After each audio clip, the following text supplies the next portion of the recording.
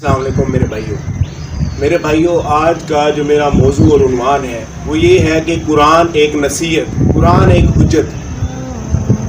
قرآن مجید کے اعتبار سے جو اس امت میں خرابی پائی جاتی ہے میرے بھائی، دیکھ کر ہی ہمیں رونا آتا ہے کہ ان مولویوں نے قرآن مجید کی وہ تمام آیات جو قرآن مجید کے لیے بطور حجت اللہ تعالی نے پیش کی کہ یہ حق کی نشانی ہے، حق کا منارہ ہے قرآن، انہوں نے ان کو اپنے مطلب کے لیے استعمال کیا کہ جس طرح قرآن مجید میں آتا ہے وَلَقَدْ يَسَّرْنَا الْقُرْآنَ لِلذِّكْرِ فَهَلْ مِن مُدَّكِرٍ، کہ کون ہے جو اس قرآن کو نصیحت کے لیے پڑھے، کہ نصیحت کے لیے قرآن تو ہم نے آسان کر دیا ہے۔ مولویوں نے اس کا مطلب کیا نکالا کہ قرآن مجید حفظ کے لیے آسان کر دیا ہے، حالانکہ قرآن مجید پورا اور احادیثوں کا مجموعہ پورا قرآن مجید کے حفظ کی کہیں پہ مجھے واضح دلیل دکھا دے۔ قرآن مجید کا صرف حفظ کرنا ہی فضیلت ہے، یہ مسلمانوں کے دلوں میں ایک روک ڈال دیا گیا ہے کہ قرآن مجید کو حفظ کرنا بہت بڑی فضیلت ہے۔ مولویوں نے اپنے مدرسوں کو سجانے کے لیے اس چیز کو عام کیا ہے کہ لوگ قرآن مجید کو حفظ کرتے ہیں، پھر پوری زندگی رمضان کا وقت آتا ہے تو اسی کو دہراتے رہتے ہیں، قرآن مجید کو ترجمے سے نہیں پڑھ پاتے۔ یہ ایک بہت بڑی سازش ہے۔ قرآن مجید کی کوئی بھی فضیلت اس اعتبار سے نہیں ہے کہ قرآن مجید کو صرف حفظ کیا جائے، وہ ایک الگ چیز ہے۔ قرآن مجید کا حفظ کرنا سب پر فرض نہیں ہے، قرآن مجید کا پڑھنا، اردو سے سمجھنا ہر بندے پر فرض ہے۔ یہ ایک بہت بڑی بیماری ہے کہ لوگوں نے، مولویوں نے خاص طور پہ قرآن مجید کی آیات کو اپنے مطلب کے لیے استعمال کیا ہے کہ ہمارے مدرسوں کو چمکایا جائے حفظ کے اعتبار سے، اس میں تمام لوگ شامل ہیں۔ قرآن مجید کا کبھی یہ دعویٰ نہیں رہا کہ اس کو حفظ کیا جائے۔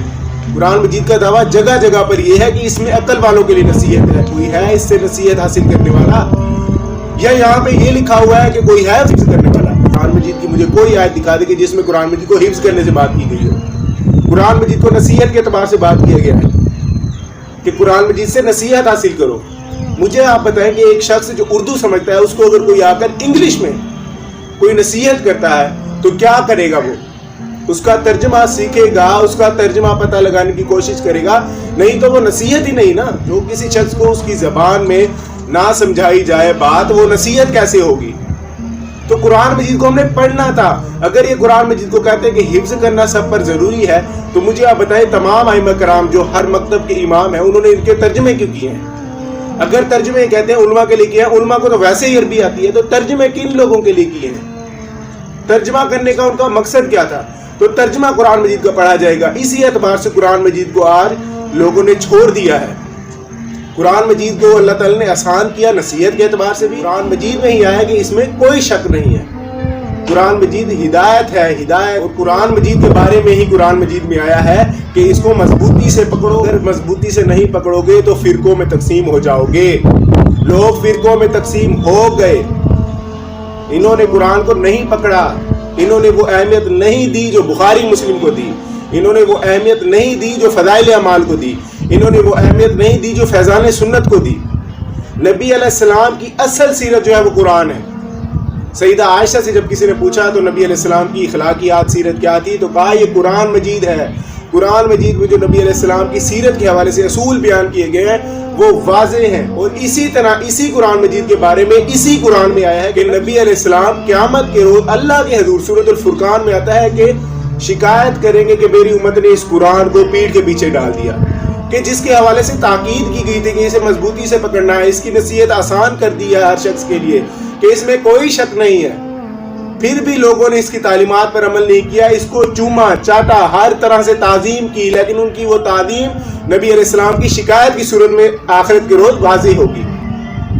کوئی اس تعظیم کا فائدہ نہیں ہے، کوئی اس چومنے چاٹنے کا فائدہ نہیں ہے، کوئی اس کتاب کو عربی میں پڑھنے کا فائدہ نہیں ہے جب تک اس سے نصیحت حاصل نہ کی جائے۔ اللہ تعالیٰ نے یہ کتاب صرف ایسے ہی نازل نہیں کی، ہر شخص کے لیے اللہ تعالیٰ نے اس میں ہدایت رکھی ہے، خواہ وہ موچی ہو، خواہ وہ ریڈی لگانے والا، خواہ وہ ڈاکٹر ہو، خواہ وہ انجینئر ہو۔ اللہ تعالیٰ نے اس کتاب میں اس انداز سے کلام کیا ہے کہ تمام لوگوں کے لیے ہدایت کے پہلو واضح کیے ہیں۔ قرآن مجید کی یہ باتیں کہاں گئی کہ قرآن مجید میں عقل والوں کے لیے نصیحت ہے؟ کیا قرآن مجید میں یہ لکھا ہے کہ یہ مولویوں کے لیے فضیلت ہے؟ مولویوں نے تو اسے اپنا کاروبار بنایا ہے صرف۔ اصل وہ اپنی تعلیمات پڑھاتے ہیں، اصل وہ اپنے لوگوں کی کتابیں پڑھاتے ہیں۔ میری زندگی میں مجھے یاد نہیں کہ میرے خاندان میں 60 سال کے لوگ گزر چکے ہیں انہوں نے قرآن مجید کو ترجمے سے پڑھا ہو۔ عربی میں پڑھنے کا ہمیں فائدہ کیا ہے؟ پہلے آپ یہ بتائیں مجھے۔ हिफ्ज करने का एक ढोंग रचा हुआ है इन्होंने। कोई कुरान मजीद या कोई हदीस मुझे वाज़े दिखाए कि सिर्फ और सिर्फ हिफ्ज करना फजीलत है, वो एक और चीज है। पहले इसको पढ़ना, इसको समझना, इस पर अमल करना सबसे बड़ी फजीलत है। हिफ्ज करना एक अलग से चीज है। हिफ्ज की मैं आपको छोटी सी बीमारी बता देता हूँ कि हिफ्ज का नुकसान क्या है। ये लोग अपने मदरसे में बुलाते हैं, कुरान मजीद को हिफ्ज करवाते हैं। कुरान मजीद हिफ्ज कर लिया, अब उसको याद भी रखना है। अब पूरी जिंदगी वो शख्स कारोबार भी करेगा, तिजारत भी करेगा। वैसे चाहते तो ये मौलवी ये है कि इस कुरान मजीद को क्योंकि इसे हिफ्ज कराया तो लिहाजा इसको याद रखने के लिए ये मौलवी शोबे में ही जाएगा, क्योंकि अगर वो मौलवी बन गया तो वो उस कुरान मजीद को हमेशा के लिए याद रख सकता है। अगर बिलफर्ज वो किसी शोबे में चला गया, डॉक्टर इंजीनियर बन गया, तो लोग कहते हैं कि तुम भूल जाओगे। लिहाजा वो पूरी जिंदगी अपनी उस कारोबार के साथ इस कुरान मजीद को समझने से आरी हो जाता है। हमेशा जब भी कुरान खोलता है सिर्फ और सिर्फ अरबी पढ़ता है। कुरान मजीद की हिदायत से आपने उसे रोक दिया हिफ्ज करा के। इसका नुकसान मेरे भाई ज्यादा है, इसका फायदा बहुत कम है। आज आप हाफिज कुरान देख लें कि दुनिया में क्या फायदा दे रहे हैं। दुनिया में जो भी लोग फायदा दे रहे हैं वो ये दे रहे हैं कि जिन्होंने इस कुरान मजीद को पढ़ा, समझा। हिफ्ज नहीं है उनको, ख्वाह वो इंजीनियर मोहम्मद अली मिर्जा साहब हो, ख्वाह वो मौलाना इसहाक साहब हो, ख्वाह वो डॉक्टर जाकिर नाइक साहब हो, ख्वाह वो डॉक्टर इसरार हो, इन्होंने कोई हिफ्ज नहीं किया। आया इन्होंने उम्मत की रहनुमाई की, आप फैसला करें। लोगों को इन्होंने सिर्फ कुरान मजीद एक कारोबार के लिए अपने मदरसे में शामिल किया हुआ है। एक निसाब के तौर में एक किताब पेश की जाती है, पढ़ाई अपनी किताबें जाती है। इसके कोई अकीदे हमें पढ़ने के लिए नहीं दिए जाते। कुरान मजीद को कहते हैं डायरेक्ट पढ़ोगे गुमराह हो जाएंगे। मेरे भाई ये तो कलमाते कुफर है कि कुरान मजीद हिदायत की किताब नहीं है, बल्कि इसको जो डायरेक्ट पढ़ेगा वो गुमराह हो जाएगा। कुरान मजीद में कहाँ लिखा हुआ है? कुरान मजीद में कहाँ लिखा हो कि इससे लोग गुमराह होंगे? कुरान मजीद में तो ये लिखा हो कि फासिक लोग इसे पढ़ के गुमराह होंगे, जो झूठे होंगे, जो बदकार होंगे, जो अपने फरसूदा अकायद कुरान मजीद से दलाइल के तौर पर पेश करने की कोशिश करेंगे, वो लोग इससे गुमराह होंगे। कुरान मजीद सिर्फ और सिर्फ हिदायत की किताब है, ये सबसे बड़ा अकीदा है हमारा। कुरान मजीद जगह जगह पर खुद कह रहा है कि ये हिदायत है, नसीहत है अकल वालों के लिए, हक जानने वालों के लिए। और ये जो फासिक और बदकार जो अपने बेहुदा अकायद कुरान मजीद से पेश करते हैं, ये उनके लिए गुमराही है। उनके लिए गुमराही कुरान में नहीं है, बल्कि हर उस किताब में है जो वो पढ़ते हैं। क्यों? क्योंकि उनके जहन में ये फतूर आ चुका है कि हमने तो बात माननी नहीं है। सही तो कुरान हो, कोई भी किताब हो, उन्हें हिदायत मिलनी नहीं है। उनके दिल पर कुरान मजीद कहता है कि मोहर लगा दी है। तो कुरान मजीद को मेरे भाई पढ़े। सही मुस्लिम की हदीस से कुरान मजीद इंसान के हक में या उसके खिलाफ दलील के तौर पर पेश होने वाला है क़यामत के रोज। आगे उस हदीस में आता है कि इंसान सुबह उठता है, अपने अमाल सरंजाम देता है, और वो या तो आज़ाद कर दिया जाता है या कैद कर दिया जाता है आखिरत में जहन्नुम के एतबार से। कि अगर वो इस किताब पर सही अमल करता है तो वो आज़ाद कर दिया जाता है। अगर मामलात अपने इस किताब के मुताबिक सरंजाम देता है तो वो जहन्नुम से आज़ाद कर दिया जाता है। अगर वो इस किताब के मुताबिक सरंजाम नहीं देता अपने अमाल, तो ये उसके खिलाफ हुज्जत होगा और वो जहन्नुम में कैद कर दिया जाएगा।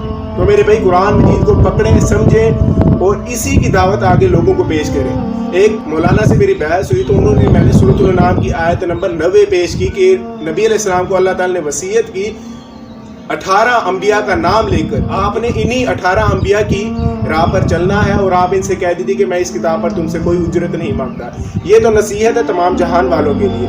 तो उन्होंने कहा कि यहाँ पे जिक्र का लफ्ज़ है, कुरान का लफ्ज़ नहीं आया। कहते यहाँ पर जिक्र से मुराद तबलीग है। मैंने कहा ठीक है। मैंने कहा तबलीग में कुरान मजीद से बड़ी किताब कौन होगी?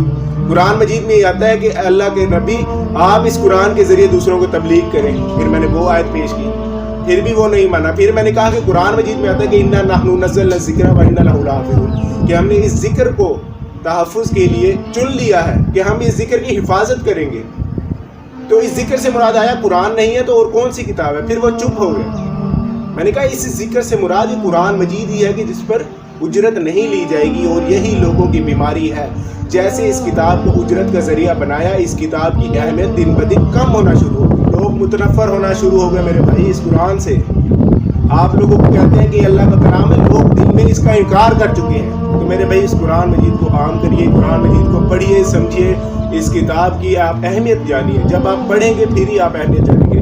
अल्लाह ताला से दुआ है कि अल्लाह ताला हमारे हक में कुरान मजीद को रोज़े महशर दलील बनाए, ताकि कुरान मजीद के ज़रिए हम अमल करके नबी अलैहिस्सलाम की शफाअत को हासिल कर सकें। आमीन।